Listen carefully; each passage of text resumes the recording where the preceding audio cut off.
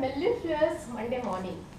The week had just begun, and I started my day with, cooking for the family, and I realized that I don't have some vegetables I wanted to buy. So I thought, okay, let me wait for my regular street vendor and pick up some. Now this vendor is as exuberant as a child. She comes along towing her cart, and she rattles along all the names of the vegetables. It's like an alarm for us.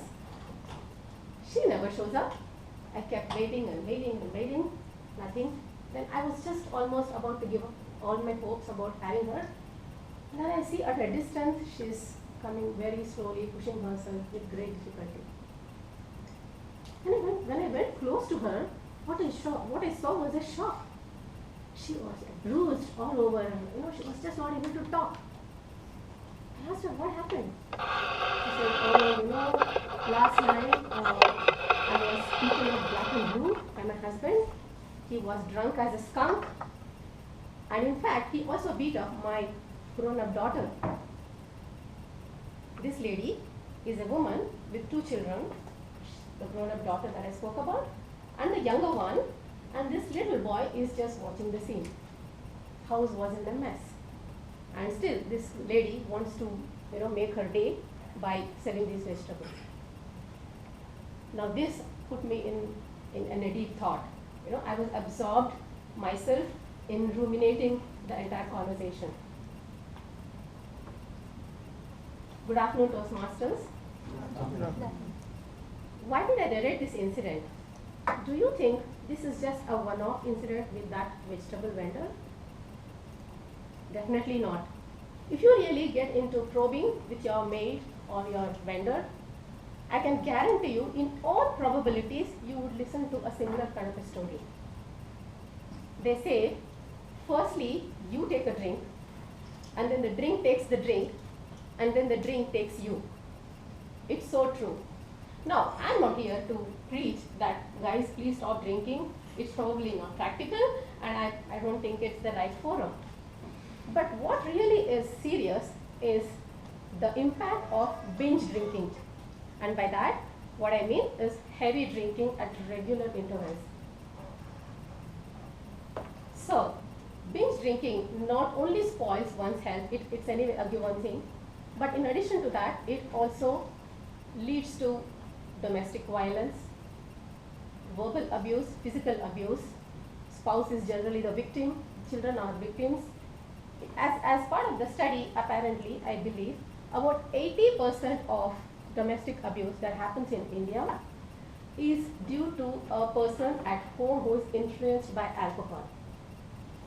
Now that said, what am I going to focus more on? It's probably more than what I just spoke about. That's about the influence of alcoholism on our youth. To me, I think the most devastating, destructive, and damaging aspect of drinking is its impact it has on the youth.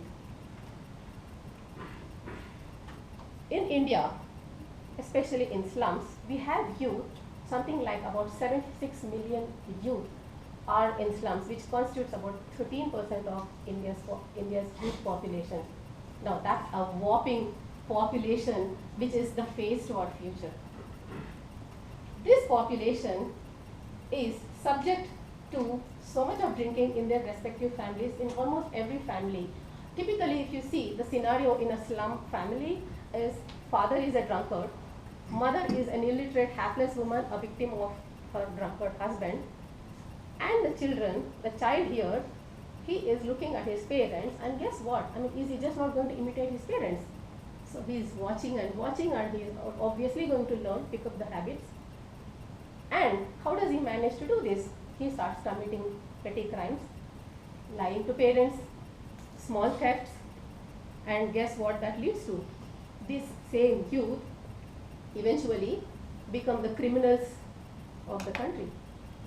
The same youth is now influenced by higher levels of alcohol, and that's how I think, in my view, we are producing the criminals, the rapists, the people who are involved in all sorts of murders and whatnot.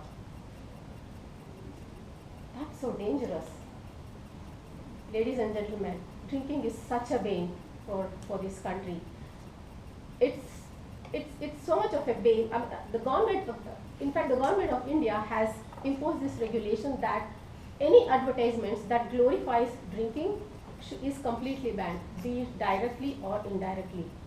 But our film industry never leaves any chance where they can not grab an opportunity to glorify drinking. So, and you know what influence our film industry has on the youth. So the least I think we can do in terms of helping our society in getting rid of this is just try and educate. We are educated, we are the so-called educated people of the society. At least let's try educating our youth, especially those in slum who do not have as much privilege as we have in terms of our exposure, in telling them how bad, what is the impact of drinking that would make on them, so that at some point in time we would be a country which is a country without any slums. That was it from me. Thank you very much.